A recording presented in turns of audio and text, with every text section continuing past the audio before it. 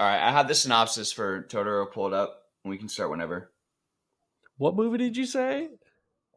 My Neighbor Totoro. No. I was trying to hide my face with the mug because I was. With your giant ass cup.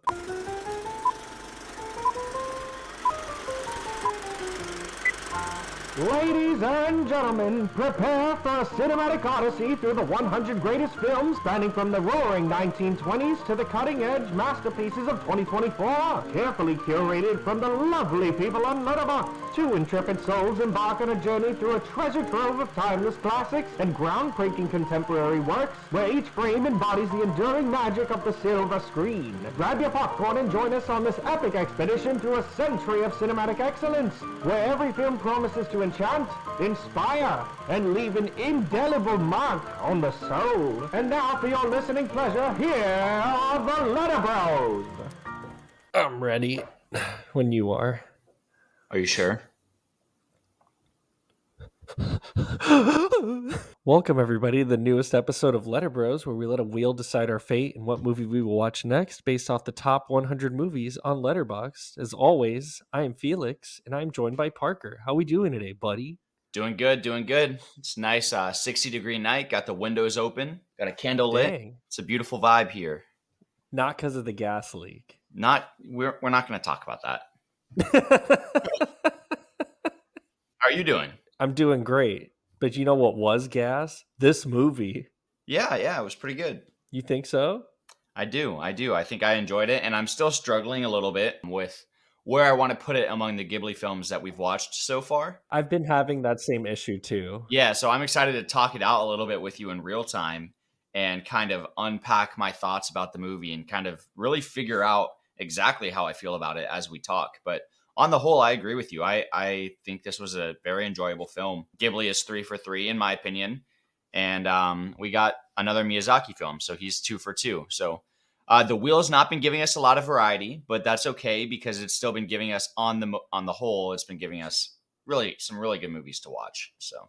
And for those of you that didn't catch up on last episode, we pulled the 1997 Miyazaki movie Princess Mononoke, regarded as one of his more interesting films in that they kind of classify it as it's not like a normal Miyazaki film, and it breaks a lot of rules of Studio Ghibli in order for it to be created. But I still see a lot of Miyazaki's storytelling in this movie, clearly because he made it. But I feel like it's slightly more adult. Definitely. And that's actually the first note I have on this movie is not for kids. Certainly not for kids. Yeah. But it rocks. I was not because I heard about Princess Mononoke for a while. I've heard that a lot more adults, people my age, in their late 20s, early 30s, they really enjoy it more so than Spirited Away because it's considered to be the popular Ghibli film and is, it's it's become so popular that it's uncool to Right. Spirited Away, which is a really dumb argument. Super dumb. And that this is put Mononoke as the real best Ghibli film, which it's just a different vibe altogether. It is, I feel definitely, but I also feel that they definitely had their similarities, that being Spirited Away and Princess Mononoke. Of course, both of them have so many fantastical creatures, and you're kind of living in a world outside of reality, so I guess obviously those things are going to be similar. Though I think this had a much clearer message to send than Spirited Away, because I remember when we were talking about Spirited Away, we both felt as though it wasn't necessarily clear on what it was you were supposed to walk away with after watching that. I think this painted a little bit more of a clearer picture as to what it may be trying to say, or at least gave you a couple of different options as to what you could take away from it. It wasn't completely lost in that sense, I would say. or ambiguous Yeah.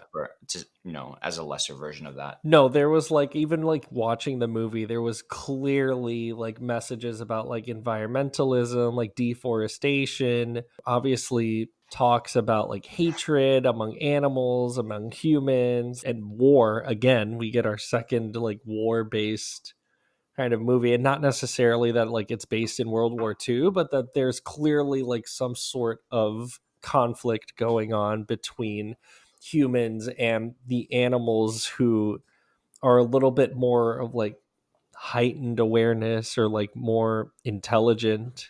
They're clearly like they are thinking on a higher level than like normal animals would be. Right, they're gods in this film. They're gods and demons. Only is the second film in a row I think that we've had where the main character is not necessarily the titular character is not necessarily the main character, because our main character here is not Princess Mononoke. In fact, it is a young prince named Ashitaka. In the dubbed version, he's played by Billy Crudup. I'm not sure who the Japanese actor is for Ashitaka. Do you have it pulled up? I can. While I get that pulled up, do you want to just give a brief synopsis on Yes. this movie? I would love to. So as I was saying, we are following Ashitaka, who is a young Emishi prince, and he becomes entangled in a conflict between the gods of the forest and the humans in Irontown who are seeking to exploit the resources of the forest. After Ashitaka is cursed by a demon boar in literally the opening scene of the movie, he journeys to find a cure for himself and encounters San and Princess Mononoke, who's a human girl who's been raised by wolves, who's dedicated to killing the leader of Irontown, which is Lady Eboshi, in the dubbed version played by Minnie Driver. You'll get us with the Japanese actress there in a moment. Ashitaka is striving to find a balance, however, between these two forces and these two foes and the people that follow them, and find a peace between the warring sides, that is, and rid that area of the hatred that has caused the demon who to curse him in the first place. So we have a lot going on here. This is a 1997 film, so not too long ago, I guess. We're almost at the 30-year anniversary. And so just to have those names pulled up, so Ashitaka, voiced by Billy Crudup in the English dub, is voiced by Yoji Matsuda in the Japanese original version. You said Minnie Driver as well? Or Yes. Lady Eboshi's character? Yes, she's played by Minnie Driver in the English dub and Yuko Tanaka in the Japanese dub. And that's what I'll say here. I know when we talk about Spirited Away that there is a lot of like Disney involvement in the dubs of most Ghibli films. And This was not one of them. we should mention that you and I both watched the dub version this time. We did. We both watched the dub version of this movie, which, I mean, I'll say it again. Like, when it comes to Ghibli, like, I feel like I'm more familiar with like the English versions of these movies. So that's just what I usually will fall off to. I'm sorry. I liked the dubs. And I would say that while we got like a really good dub in Spirited Away, and, I'd say probably like the best Ghibli dub in recent memory would be like Boy and the Heron, that just had a stacked cast for the dub. This one, while it does still have a stacked cast and it does have some pivotal voice acting performances that we'll get to later on, this one did falter on the side of it feels like a dub. There's some parts where like they're reading it, and I don't know if it's like you can blame it on the actor or if you can blame it on the direction they were given, but it's not there. Like there were some moments, and unfortunately it is from, Billy Crudup and Claire Danes, who plays San, that really didn't do it for me, especially with them being the two titular characters. Yes, I thought each character had their stronger points and their weaker points in terms of the dubbed voice acting. I think that would be said for all of the characters. There was not necessarily one character who I thought was a solid standout the entire time, other than, I mean, I do think Minnie Driver probably did the best job in the film if I had to pick somebody as Lady Yeah. Eboshi. But still, it just didn't translate very well, in my opinion. And a lot of the acting seemed very, very monotone. It didn't seem like there was a lot really affecting these characters when they were speaking. No pitch in their voice to really kind of signify the stakes. Especially Billy Crudup. Like, it was Especially just... Billy Crudup. But though that does work, and not to excuse it, necessarily, though I do think it could be some form of choice in the sense that Ashitaka is just cool as a cucumber through and through, and that's just how he is. Yeah, for him to get told that, like, one, you're cursed, two, it's going to be very painful and you're going to die from it, but three, you are now getting exiled from your family because you have this curse that you took on to save your village. And he's just like, all right, and just walks out like that. He's stone cold. But I feel like, again, that plays a lot into his character, and he does become a little bit more emotional as he like gets to know the people of Irontown and gets to know San, and kind of, gets involved in that situation, which I was partially confused by. But it say partially, but like it makes sense of like whose side he's on. Like, he's not clearly on the side of the people of Irontown, nor the animals and San. Like, he is pushing for unity and, peace between everybody, because he even says, like, when he initially goes to meet Lady Eboshi, he says that he has come there to see through eyes that have been unclouded by hate. So he sees himself as, the middle side of this conflict, where San clearly hates Lady Eboshi, and Lady Eboshi clearly hates San and the gods, obviously, with her, main provocative is to kill gods, essentially. Like, she's literally making weapons and iron strong enough to kill gods. Well, first, let's not get, I don't want to get ahead of ourselves in the sense that, yes, she was, but she had multiple motivations for multiple different things that she was doing. Also looking for the head of the god, but at the same time, what she really wanted was the resources. But I think that what you touched on, in the sense that Ashitaka was playing all sides of the game here, which I really, really liked. And I liked that, for the most part, the movie did not tell you who really is good and who is evil. Both sides have grudges held against each other for reasons that are justifiable and reasons that are not justifiable. And as an audience, it's up to you to determine which side you err towards, and if you really should err towards a side at all. Because I think what the point is here is that there should be harmonization between man and beast, between the forest and the towns and the people and the animals. And the movie never slips into outright telling you that the humans are the bad guys here, which they are. In a sense, they're wanting to take over this land. What I really think helps that is that there's so many creatures inside of the forest. So the forest is essentially a group of tribes that all have their different takes on how they should deal with the impending threat of the humans. So there's so many layers in this film, which was one of my favorite aspects of it. It allowed you to really think about each group's perspective and how they should approach the situation and the various situations, because there's multiple conflicts in this film. It's not just one central issue. But I really, really appreciated how this movie was navigated and how richly layered it was, because it felt like there was a lot of thinking going on by each of the characters. And while the acting didn't necessarily carry it as far as it could have gone, I think that it was very well written, the dub at least, what we understood. And it wove itself very neatly into a cohesive story that kept you engaged and kept you thinking and kept letting you realize certain things here and there to change your perspective. But I think that was one of the strengths of this movie.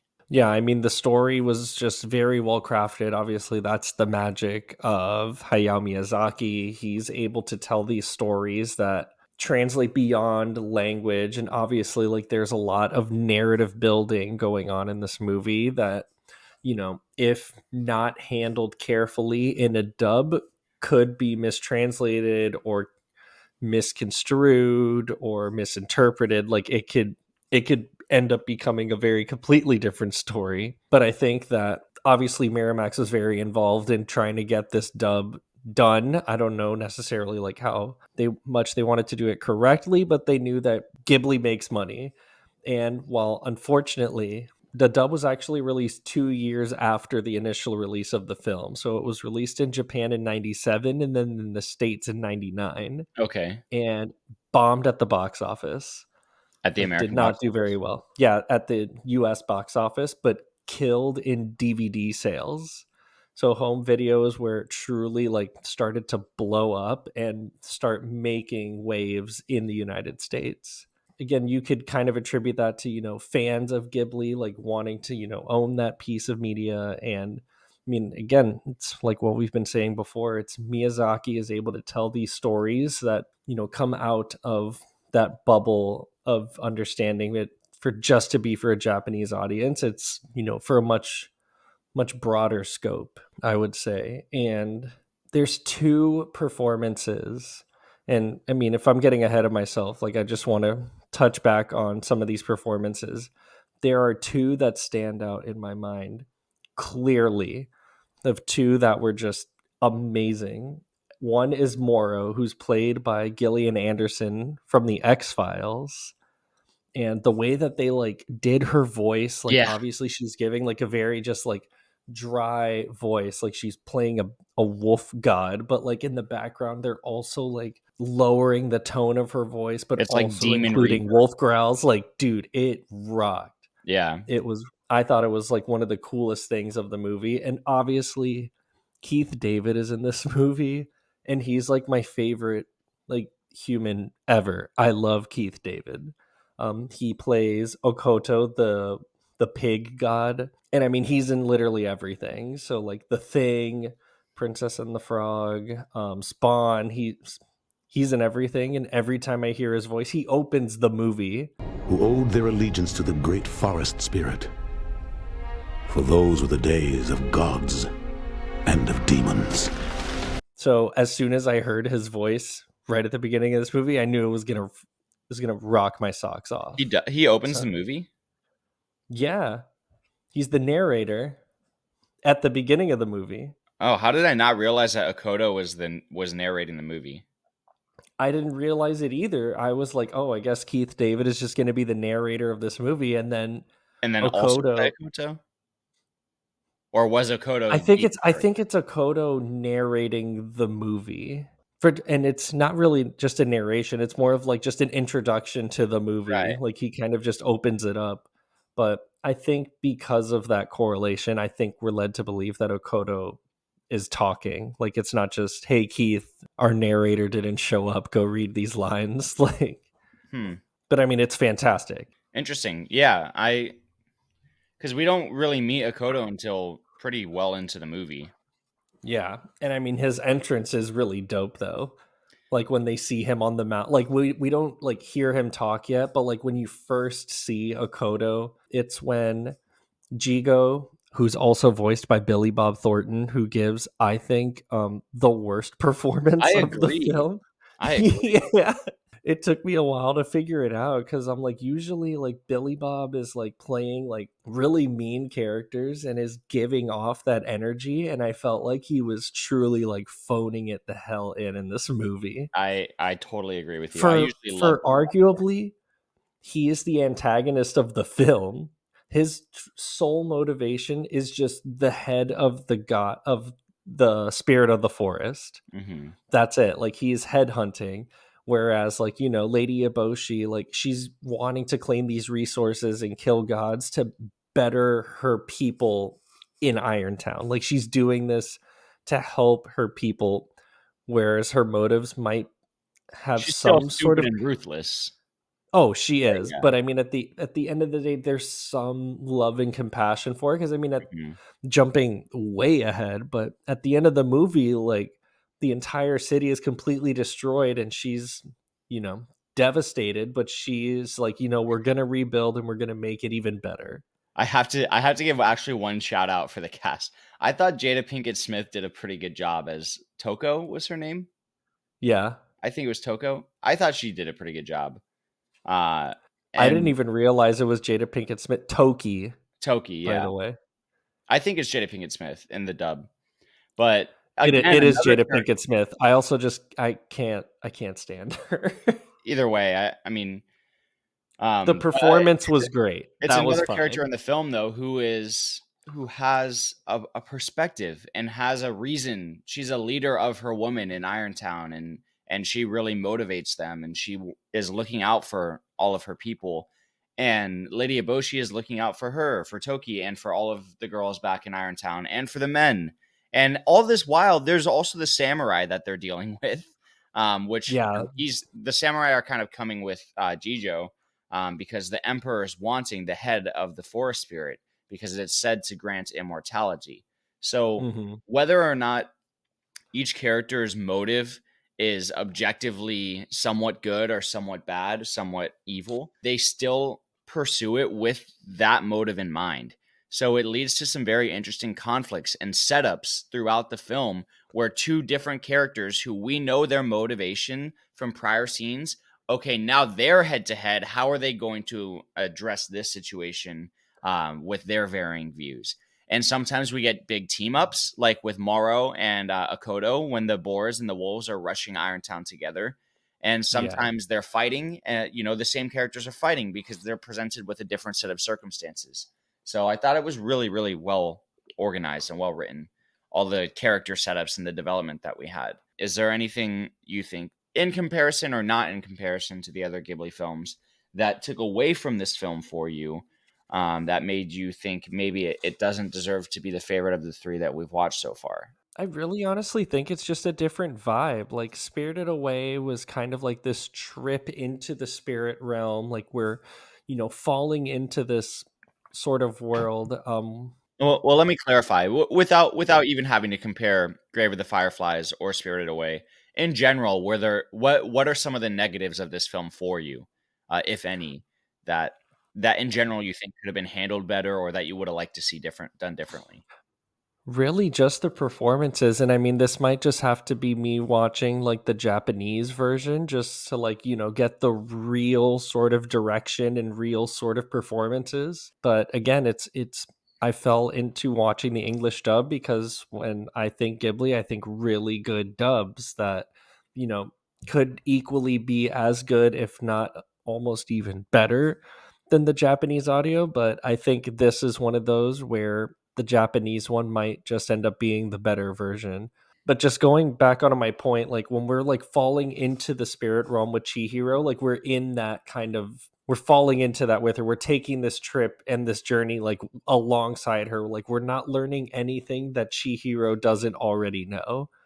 Where with this, it's like we're learning everything pretty much all at once from like all different aspects. Like we're kind of just they're two very different films, and obviously Grave of the Fireflies is an even different film. Like I love how Ghibli can have a lot of different varieties. Yeah, and I think that bleeds into the animation style as well, because this firmly fell between the two animation styles that we've already seen. Where Grave of the Fireflies is a little on the more subdued and bleaker side of animation, while still gorgeous, and Spirited Away is more dynamic, a little flashier, very vibrant. And I think that this Yeah. leaned more towards the more subdued nature that we got with the earlier film, Grave of the Fireflies, but I think I would have preferred to see a little bit more spark in the animation. And while it was still very beautiful, especially certain scenes with the forest were gorgeous to look at, I think Hmm. that if this animation style were done a little bit like with a little bit more contrast and a little bit more saturation, I don't know. Maybe that's distasteful of me, but I think that there would have been some absolutely amazing visual spectacles in this film. Is this sacrilege for me to say if it were remade today? I Like, mean, oh, do you know if what it I were mean? Like, if remade it were today, done more yeah. in the style of, like, think like Puss in Boots, Last Wish, like this movie with that Just type of trying animation. to Not to shit on Ghibli, like, no, I know they're totally different. I'm dude. not saying make it the exact same. I'm just saying with a little bit You more. said DreamWorks, go make a fucking Ghibli film, No, bro. that was a bad comparison. I hope that you edit that out, genuinely. I just mean, with a little bit No, I more, mean it's like, I with get a what you're little bit more saying though. visual Like it's spectacle. Like, there's so much to look at in this film, and the creatures are designed so well. I just feel like there could have been a little bit more pop on the screen. but I get what you're saying though. Like Spirited Away, I think like it hails in comparison just because it pushed the boundaries of what animation can do at the time, Mhm, especially hand drawn animation. That like it's like what we talked about in that episode that like there's certain animated movies that set the standard for what comes after it. mhm. Like, we wouldn't even have Puss in Boots: The Last Wish without Spider-Verse. it still has that same kind of style of like, kind of 2.5D animation. No, Like, I understand, and I'm not saying I shouldn't have even mentioned Last Wish because I no, and but mentioned, I get what you're but saying though. Like, you have that sort of dynamic in that, kind of pushing forward the envelope kind of taste in that. Like, I feel like you're trying to say that like Princess Mononoke felt like it was kind of playing it safe. yes, like it was good, but it could have been mind blowing because with the creatures and the designs, like the designs themselves are so organic and so engaging and so much fun, and Hmm. I love the little tree Especially spirit. paired with Joe Hisaishi's score. It's incredible. Yeah, I mean, I didn't think it was anything completely overwhelming or underwhelming. I thought it was good. I thought it was good. It Mm. didn't sweep me off my feet necessarily. Mm. I feel like I'm sounding harsh.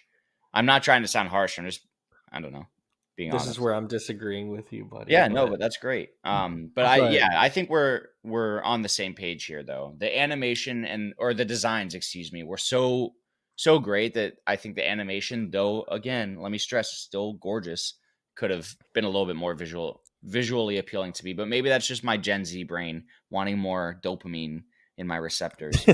I need more colors. I need Yeah. more I need you to take the saturation bar and turn it all the way up. Like, I need that. I need those vibrancies. I need that contrast. But Hmm. I mean, I feel like it's all a matter of taste. Like, I tend to lean more on the side of 2D animation. Like, I love hand drawn 2D animation. Like, not everything has to be 3D. So when I get like, something like Princess Mononoke or Spirited Away or The Boy and the Heron, like, it scratches that itch for me that like it's something new, but it's also something very familiar. Hmm. But I think there's only one place for us to argue at. Yeah, well, I want to say one more thing. I was just thinking, like, I love everything that's going on here, and I would have loved to watch it genuinely in a mini series format. I think that it found an odd length here. I think that there was so much story to tell, and they really could have continued to tell more backstory to some of the gods. Maybe introduce a couple of more because they were all so great. If it were a mini series and this thing were like 8 hours long, I would have loved it. I also think that it maybe could have been 15 to 20 minutes shorter in feature film length. It does And run long. I think it's our longest Ghibli film. yeah, I think that it just found an odd timestamp there. I would have liked a little bit less or a whole lot more. On the whole, I think it carried its runtime for the most part. And you're right, we will talk about this in the ratings, especially under pacing. But I just wanted to get that in as well, because I would have loved to see more. If they want to come out with more Princess Mononoke lore, fucking feed it to me. I loved Yeah. everything I was getting, but also at times it felt like it maybe could have been reeled back a little bit if that's what they were going for. I would have loved to have seen more San, more Moro. Like, every time Moro was on screen, I was glued to the television, just like Mhm. listening to her talk. Like, I could listen to her like give a true crime podcast, and that would be like my number one thing I'd listen to all I the loved her time. Like, voice. With the back tone on it, like it was so good. yeah. And she was like, Now leave this place at sunrise. Return, and I shall kill you. Yeah. oh my God. The last little scenes we got with the little tree spirits, I forget their exact name, and he just does the little head spin thing that they've been doing the whole time. The That was such a Kudama. good way to end it because they're a sign that the forest is happy and healthy, and he did his whole thing. It was great. He does. They click when they see the forest spirit. It's awesome. Yeah. That was another thing where like, like how you talked about like, oh, I've seen No Face before, but now it's like cool to see them in context. Like, I've Right. seen the Kudama before, Oh, but I I was like, oh, so this is where they're from. Like, I've seen like that image of like the Kudama, like when we first see him like sitting on a rock. yeah. Like, you see that image wherever, but then now to see it in the movie, I was like, oh my God, like that's the little guy, and they have like They were little so butts when they're running around the forest. Like, yeah. I want one. It was so funny too when Ashitaka was carrying the wounded soldier up the forest. The little Kudama is also carrying another Kudama, and he looks back at Ashitaka and gives him like the biggest shit-eating grin, like haha, like I can do it, you can't do it. And then Ashitaka's Yeah, ugh, and then keeps going. I they thought it were was really very funny. humorous. But All cool. right, let's do it, dude. Let's dive into these rankings, buddy. All right, so I came very close to having this be and I keep saying it for every Ghibli film except for Spirited Away. That, The Grave of the Fireflies, when we talked about it, I was like, this is my favorite Ghibli film. This came very close to being my favorite Ghibli film, but in terms of Miyazaki films, I don't know. This one was really close to Howl's Moving Castle, but I still gave it a 14. Like, I really liked the way this film looked. I liked the story. I loved everything about the world that we were in. It's actually drop it down to a 13 because of the Wow. performances in the dub. Can you hear? It Sorry, can you just hear that car alarm? no, I can't hear a car alarm. Sweet. But I feel that the score might jump back up to a 14 once I see the Japanese audio version of it. Because I really like, it's like what you said, like everything going on, like the lore and the story, I loved all of it and I wanted more of it. But just the performances, especially from the two main characters, how do you not have strong performances from the two main characters? Will blow my mind. So that's why I'll keep it at a 13 out of 15. Yeah, I'm close to joining you there at a 13, but I'm going with a 12 here for enjoyability and rewatchability. Okay. Um, I really, really enjoyed it. I don't know. Like I said, I felt I wasn't bored at certain points, but I definitely felt certain points like could have been rearranged. I don't know. I give it a 12. I thought it was really good, just not quite in that upper echelon. But who knows? Maybe like I think I will rewatch this in the future. And sometimes when you give a film a second watch, it really solidifies itself as something that's going to be a staple moving forward. So I could see this film maybe bumping up to a 13 for me in the future. But right now, my gut is telling me 12. For story, I feel the same exact way about story. I think I gave it a 12 as well for story. I think there's a lot to be told here, but like I said, there's more that could be told that I think would give us a little bit more depth to what we're seeing. There's so many characters and there's so many plot points and there's so many motives that are going on. And sometimes the plot can get a little exposition heavy, and also sometimes things kind of come out of nowhere. So I thought it was really, really good. I just would have, like I said, I would have loved a little bit more to give us more time with the story and make it make a little bit more sense and dig deeper. Or I would have liked for some things to just be cut outright so that we could spend more time with the real guts of the film. I also think there was a little bit of repetition towards it, like in the second act of the film. I feel like we got kind of caught up in a little bit of okay, like What do you we're going. mean? I think trying to find a way to put it without making it sound like something that was objectively bad, but I think that we got really caught a couple of times in Ashitaka really just going back and forth with these people, and of course that's the whole point of the movie. But I don't know. It's hard for me to articulate in specifics regarding it, honestly. But it felt there were. I just know that there were some times I felt there was a little bit of redundancy. Nothing major at all. Nothing major at all. Oh, okay. I gotcha. I gave it a 13. I really liked this story.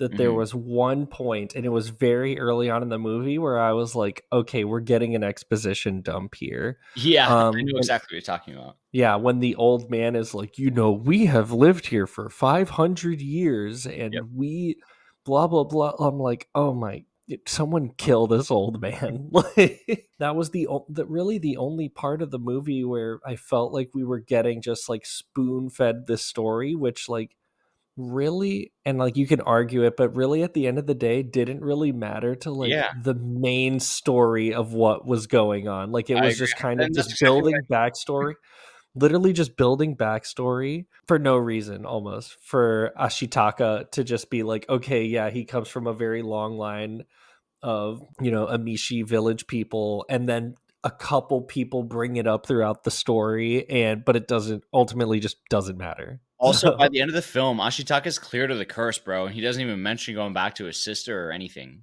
oh yeah. That she like gives him the little arrowhead. She's like, "Don't forget about me, boy. He forgot Yeah, about you." literally. So yeah, no, I'm feeling good at a 12 because there's definitely Hmm. some more to be explored there, or some stuff Yeah, just to be cut out.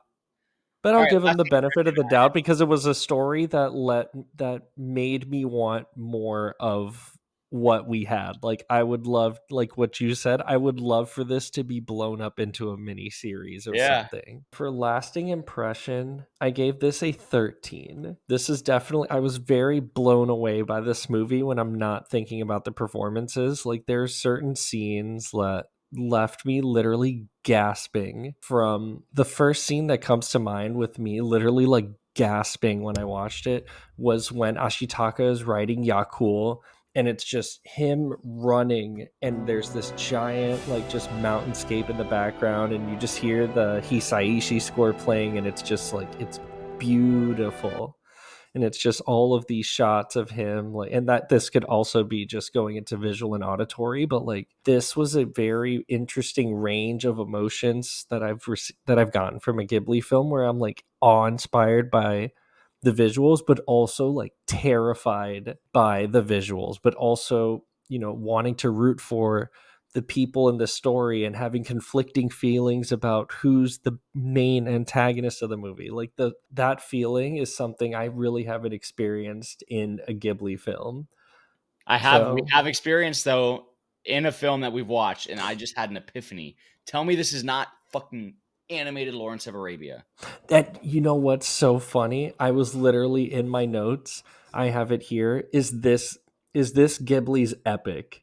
It's totally an epic. It's totally It an is. epic, but it's not just Yeah. an epic, Felix. I mean, we are seeing a lot of similar themes in which we have a main character who is trying to persuade two opposing sides to come together as one, and he sees the good in both sides, understands the bad of both sides and why they're at odds, and is using that information to try and bring them together. I mean, huh? Uh-huh. Yeah. I think Miyazaki was you know, watching a certain movie while writing for this film, but I definitely saw those similarities, and I picked up, literally was thinking about the word epic, not in just in terms of like the adjective. Well, It's an obviously epic. it does. It is, and I It's like think an so, epic but adventure movie. There's so much adventure in this film, which is it what I is. There's so much action in this film, and yes. it looks And it's and gory, man. This film is actually quite, like, revolting at yeah. times. When this dude is fucking shooting people with arrows and his people's heads are flying off of their bodies, like, it's, you don't unsee that. But that shit was so cool. One could say it has a lasting impression on you. And what does it have on you? A 12 out of 15.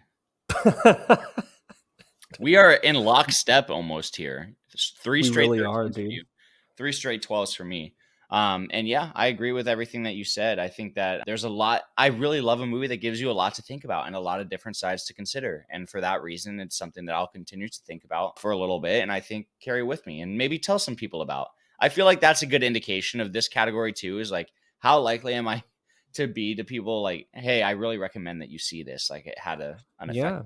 I mean, that's how I came about this movie, is that a lot of people, like, I've never really like looked at a YouTube video or had like seen, obviously I hadn't seen this movie before, but it's all word of mouth of like, dude, you should watch Princess Mononoke. It's like the best Ghibli film, or this and that. Like, there's obviously, like, it's still being talked about almost 30 years later. Obviously there's more popular Ghibli movies out there, but this one still seems to come up in conversation, and it's for a reason, because it fucking rocks. All right. So for visual and auditory appeal, I gave this an 8 out of 10. I really want to give it a Ooh. 9. I'm not going to. Like I said, I think that the score was good, but it didn't have, like, I didn't find it sweeping me off my feet or causing me any excess emotion from the music alone. And I think that the visuals were really good, but like I said, I think they could have looked absolutely like jaw dropping. And some scenes were, but I don't think the whole movie was. I think that there were some times that the animation was far better looking than other times in the film. But on the whole, was very good. What do you have here for it? I said in Spirited Away that the combination of Miyazaki and Hisaishi are going to consistently give me a 10. So it's a 10.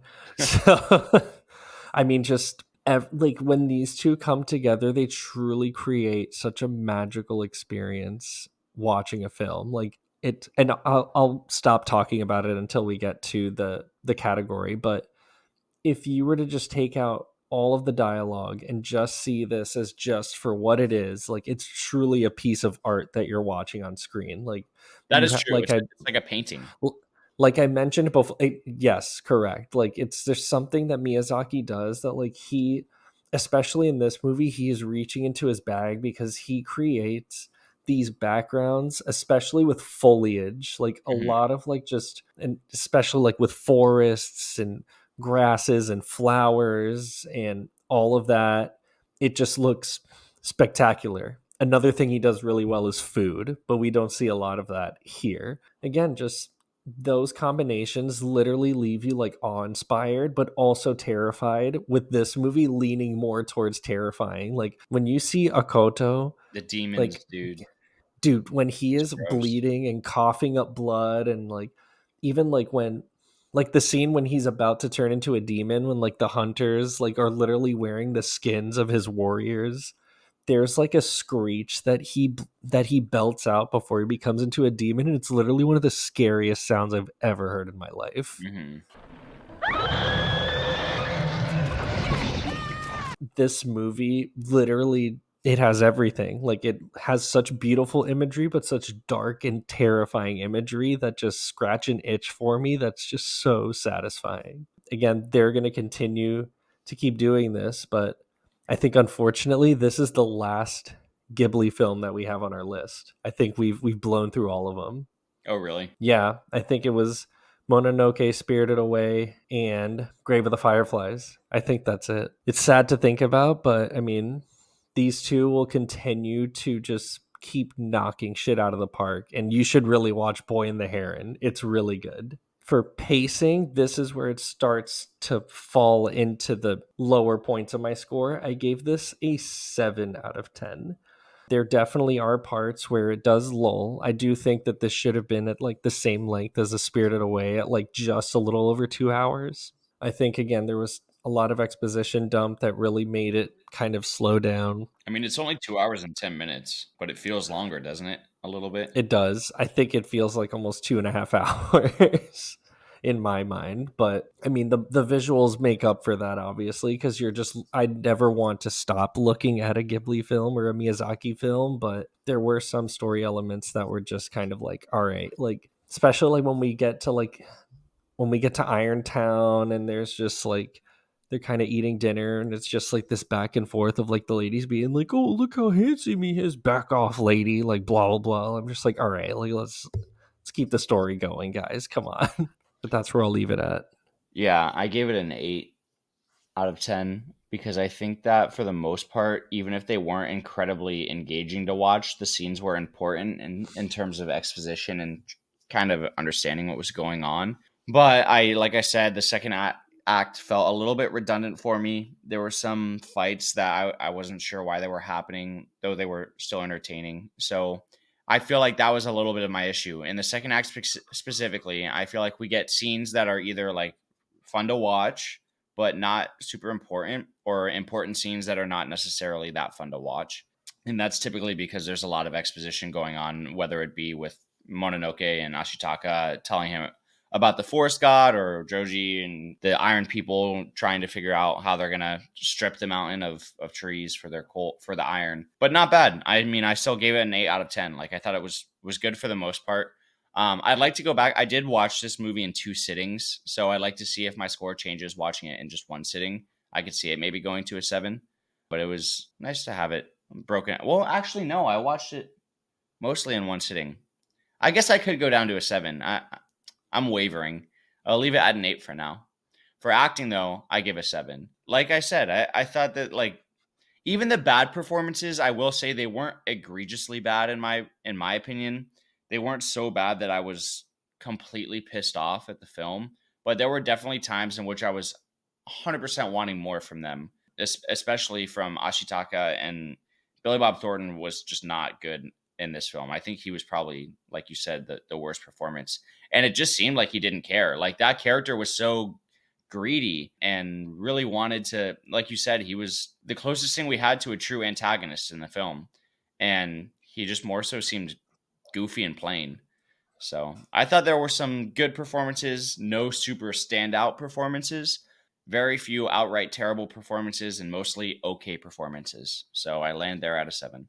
No, and I agree with you there. I gave it a 7 as well. Just for the same reasons. Like, I wish we got a little bit more from our main protagonists. Like you said, they didn't give bad performances. Like, you know, there were some moments in the film where I'm like, okay, like I want to root for you guys and I feel for you, but then there's other times where, especially like when San is inside the demon and she's like crying out for Ashitaka and she's just like, Ashitaka, like I don't know. I just there was really Yeah. like no emotion, and I'm just like, oh, okay. Yeah. Which I have another thing about that, but that'll fall into my next score. But I mean, like you said, Mini Driver had a very good performance. Keith David, I will always love whenever he is in anything. So props to him. One scene in particular, like when he does, like when he's bleeding out and he smells the skins of his warriors and thinking that it's them, and he's like calling out to them, just being like, Forward, my warriors! Koto, listen! Forward to the pool of the forest spirit! Wait! you just like you really feel for him. Mm-hmm. Like he's blind, so he can only smell his warriors, but it's obviously like they're just hunters wearing the skins of his, like, ugh, it was heartbreaking for sure. Also, props to John DiMaggio is in this movie as well, and I Yeah. freaking love John DiMaggio and What like does he play? literally anything he does. He is Gonza. John DiMaggio as Gonza is so funny. Like there's like scenes that he has like with him trying to like play this like serious bodyguard to Lady Eboshi, and he's amazing and he's Yeah. really funny. But also, side note, Billy Crudup playing it at 29 years old, he sounds like he's 16 years old in this movie. Mm. He sounds so young, but he would go on to play Dr. Manhattan in the Watchmen movie, like the big blue guy. Mm-hmm. And that's like one of my favorite movies of all time. So like I can't stay mad at Billy Crudup. So props to you, dog. This wasn't your movie though. Well, you had mentioned that one of the performances you wanted to discuss in suspension of disbelief. What was it that took you out of it? Did it lower your score here? It kind of did. I had it at a 9 originally. Like there was nothing that really took me out of this film, but I leave it at an 8 solely because of how quick San is to going from I hate your freaking guts, Ashitaka, to now you're like the love of my life, essentially. See, I kind of Kind like of. that because I think that her answer depended on who was asking her. Fair, because you know when I think it's a love that she doesn't want to admit. So yeah, because whenever Moro she's even tells alone, her like, "Oh, so you know that boy wanted to spend the rest of his life with you," and she was like, "No, I hate him. I hate him." But so I don't know, but there were some moments of it where it's like the last scene you were literally like wanting to like kill him, but now you're like, "Oh, he's fine though. Like he's yeah, fine, so it's okay." I had the biggest I don't issue know, with the black goo at the end. I mean, that was pretty really. lucky of them to not get touched with the black goo that's literally on every surface of the whole town except for where And they how are. fast it's coming to the Yeah. village, but now, like, So I think that the scene that's really funny is that Ashitaka is telling the Iron Town, "You guys need to get to the lake. It'll slow him down. Like, just keep running." As the black goo is literally like coming up right behind him. By the time he leaves, it's like maybe like half a mile away from the town. I'm like, how the hell are these people gonna get out of here? Yeah. So that took me out of it a bit. I thought it was a little bit cartoonish when the black goo was of the forest spirit was all completely around them except for on that one little rock. So that, I mean, I get it. It's a movie and you've got to have suspense, but I personally didn't love it. I also thought that when San was caught up in the demon at the end, who was more red and had taken over Akoto's body, that she was in there for a mighty long time. Whereas in the beginning, where we see Ashitaka's arm get struck by the first demon, he's like immediately seared and is convulsing and in total pain. And meanwhile, San is completely enveloped in this. And then so is Ashitaka, and it just didn't seem like it was having the same demonic effect. at that time. And I know that they were soon after cured. Also, the fact that Ashitaka made no mention of his family whatsoever afterwards, when he made it clear in the beginning that he had a good relationship with his sister and that she didn't want for him to forget her. I think that that was a miss and maybe kind of like took me out of it a little bit. And there was one more thing that I wanted to mention for suspension of disbelief that now Do it, it's dog. escaping me here a little bit. It may come back to me, it may or may not. I originally had it here at an 8, and I think I'm going to knock it to a 7. I think the movie was just trying to handle, like I said earlier, too much, where it wasn't really able to get away with everything it was wanting to within its runtime and still make it make sense. But it was still fun, still awesome. I think it was incredibly original. I give it a 10 for originality. I mean, there's Heck so much yeah. going on here. The creatures, the way that the animals are gods and they embody their animalistic spirit like in the real world, but have their own motives and still have their own backgrounds. Like, yeah, I gave it a 10. I thought what I was watching was something completely unique, fascinating story that I didn't necessarily know where it was going to go. I mean, so much happens here, and you don't know what to expect. I think it was a completely original piece of work. Yeah, we can draw similarities to Lawrence of Arabia, but whatever. Art imitates art, which imitates life, which blah blah blah. Whatever. I'm not going to try and sound smart, but I give it a 10. So did I. I mean, just for the same reasons. Like Miyazaki has a gift to continue to just one up his last film and continue to create something original and something that'll span the test of time. And this story and this situation, it's wholly original. It is his own epic in Mm-hmm. his own version of an epic, and I truly think that it's something that has obviously inspired so many things that have come after it. But Miyazaki just he knows what he's doing, and he just continues to just give such original ideas, and this was one of them that I truly linked onto, and I'm going to love this movie for a very long time. And that leads into my attachment. I gave it a 4 because I do feel very attached to this film at the moment. It's something that I might continue to go back to. Obviously, I want to watch the Japanese version after this podcast. Again, just leaning off of it, it's just such an original idea and such an original world that I wish that we could see more of. Yeah, I agree. I want to see more. I wish that there was more to see. And I'm tempted to give it a 4. My knee jerk reaction was a 3, just because to get to 4 and 5, I have to truly feel a different type of way about a movie. And I don't know if I'm quite there. I'm certainly at the brink of a 4, but I'm going to give it a 3. However, we have discussed what this, what you can kind of do with the attachment category. I think I'm at risk of changing it to a 4 if I don't like what movie it falls behind here. What do you mean? Well, I'd like to see where an Oh, average. like to, yeah. If I change it to a 4, what does that make the average score, Felix? I think it 82.5. changes it to an 82.5. So let's leave it at an 82 right now. I like it at a 3, though I would give it Okay. a 3.9 if I could. So an Yeah. 82, a 4-star movie. You are just right at a 4.5-star movie. So where does this lie on the list now? This is just under Grave of the Fireflies. Yes. Fuck. What did I give Grave of the Fireflies here? Because I definitely felt more connected to this than Grave, which I also gave a I 3. think you might have given it a 3. All right, put them bitches tied. I'm giving Princess Mononoke a Oh, 4.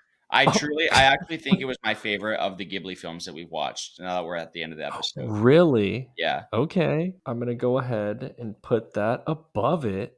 Well. You preferred Grave of the Fireflies, right? No, I prefer this. Oh, okay, then we're okay. Like, like thinking about it now, like, yeah, Grave of the Fireflies, I felt like I had such a huge connection to it because I watched it so many times. Right. And it's just a different, they're just different vibes, but I think like something I would continue to watch more often would be Mononoke because it doesn't make me want to like tear my tear ducts out of my eyeballs. Right. Like All right. you So watch Grave of the Fireflies because you want to hurt. You watch Princess Mononoke because you like fun. I don't Yeah, know. and at the end of the day, they end up with an average tied score, which I think is apt. I can't disagree with that. I think they're Yeah. both. I always like putting like a reasoning as to why. Like, what would you say? Well, I think our average attachment score is higher. You gave Grave a Yeah. 4 or a 5 for attachment. I think I gave it a 3. I don't know. It's kind of been our tiebreaker here. So So awesome. Princess Mononoke stays in the top 5 and we've got a lot continues of to ties here, Felix. I feel like it's going to start to be like that. Mm-hmm. Just because we have so many movies to go on to. Like I don't think we're gonna hate a movie as much as we did Woman in the Dunes. I think we will. I'm sure we have a couple more coming. Oh my god, if you hate Lord of the Rings, I'm gonna swing. I don't think that'll happen. All right, so Princess I hope- Mononoke is technically tied for 5th place with Grave of the Fireflies with an average score of 82.5. Our top 5 right now: Star Wars, Empire Strikes Back, Spirited Away, Parasite, High and Low, and then Princess Mononoke. So, dude, is this our 20th film that we're about to spin for? No, it's not. It's our Tell me more. 19th film. All right. Well, we are making progress. We might as well keep going, huh? Exactly. I mean, we've made it this far. It'll be fun And to, you're right. finally. You can actually see the names of the movies on the wheel now. I know. What do you see? What do you see first? First thing I just saw, 11. Oh, Yee Yee. Yee Yee. So let's see. Maybe it'll be Yee Yee, but Actually, I don't know. I've seen Yee Yee before, but I really don't know what it's about. you've really seen Yee Yee? I know I've not seen it. I've seen it on Letterboxd. Oh, okay. I was like, damn. I just saw Interstellar. That'd be really funny. Seeing as I'm gonna go watch it tomorrow. I also just saw Human Condition Part 2. Oh my god. All right, I need a let's break. stop with the tension. We're gonna have to watch them all at some point, but what are we gonna have to watch next? Well, as always, we leave Princess Mononoke back in the forest from which it came, and now we move forward and we charge on with our next film. Are you ready, buddy? Nights. Yeah, I'm ready. Let's do it. Dude, what did you go nights? Oh my god. All right, let's go. All right, what are we doing here? Oh my god, what is it? Oh, what is this? Is it? Oh, Cinema Is it- Paradiso? oh, no, it's The not. Ascent. All right. The Ascent. Not to be confused with The Descent, the horror movie, right? Is that what it's called? That's a good horror movie. It is a good horror movie. But no, it is The Ascent. What is this? All right. So at the time of the creation of the list, this was rated the number 67 film on the Letterboxd Top 100. 1977 film, The Ascent. Are you pulling it up here on Letterboxd? Oh yes, I should probably pull it up there. I'm sorry. Here I have the link. It's a Russian there. film, it looks like. So It is a Russian film. But finally, something that's not Swedish, Japanese, or American, I suppose. or So Korean. this has gone up significantly since we created the list. It's now the number 59 film on the Letterboxd Top 100. Oh my god, you're right. With an average rating of 4.4. 1977's The Ascent, directed by Larissa Shepitko. And the synopsis we have per Letterboxd: 2 Soviet partisans leave their starving band to get supplies from a nearby farm. The Germans have reached the farm first, so the pair must go on a journey deep into occupied territory, a voyage that will also take them deep into their souls. So it sounds like we've got our first, I guess not our first, but a new war movie that we're going to be diving into here. Exciting. On the Criterion channel too, so that's going to be The whole interesting. Top 100 is basically. It's sponsored by the Criterion channel. But that'll be exciting. I've never seen a Russian film before, so that'll be interesting for sure. As always, it's always fun to get on the horn with you and talk about movies. I was definitely excited to talk about Mononoke, so I'm glad we finally did. But other than that, where can people find you? You can find me on Letterboxd at Parker_Paget. Hope to see you there. I'm glad you remembered. You can also find me on Letterboxd at ATZIO911. Make sure to follow LetterBros Pod over on Instagram just for, more reels, more news, more everything that's on there. But that's really all I have to plug. There's not really much else going on. I'm going to go watch Interstellar tomorrow in IMAX, which will be fun. See what else. I really need to find a way to watch Anora before the Academy Awards, but All these movies are definitely out of theaters by the time that this episode is coming out. I would like to get together with you and maybe make either a conclusive between the two of us list of top 10 films of 2024 or our individual lists of top 10 films of 2024 or no, top 5. I absolutely. think maybe top 5 might be better. Top 5, just like conclusive, like we agree on. Or Like we could do it like this, where it's like we have individual, but we Right. also can kind of come up with like the LetterBros' top 5 movies of We'll 2020. come up with something. We'll come up with something. Because Yeah, I would say absolutely. that we should definitely we could include films that only one person has seen if we really think it should be top 5, I suppose. Fair. So we'll talk about We it. could do But that. yeah, we could definitely do that before the new year. We've got a little while. Well, okay, this won't make it in the episode, but you know what I mean. No, but I get you. But thank you, Parker, as always. This has been the LetterBros podcast, and we will see you at the movies.